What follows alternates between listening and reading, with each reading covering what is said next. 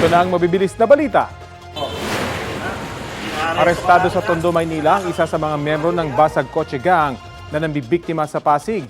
Ayon sa mga pulis, natunto ng suspect sa pamamagitan ng ninakaw niyang gadgets mula sa isang SUV sa Barangay de la Paz. Nasabat sa kanya ang nasa mahigit kalahating milyong pisong halaga ng mga gamit mula sa SUV. Batay sa investigasyon, kabilang ang suspect sa mga nambasag ng kotse at nagnakaw sa mga personal na gamit ng aktor na si Gerald Anderson noong 2022.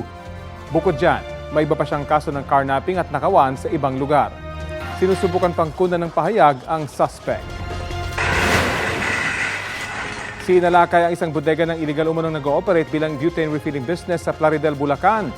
Nasabat sa operasyon ng nasa 3 milyong empty butane canisters at mga refilling equipment na may kabuuang halagang mahigit sa 100 milyong piso. 2 naman ang naaresto. Mahaharap sila sa karampatang reklamo.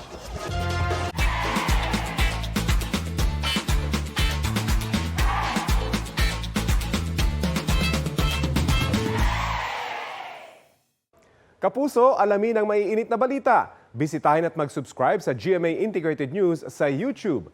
Sa mga kapuso abroad, samahan niyo kami sa GMA Pinoy TV at sa www.gmanews.tv.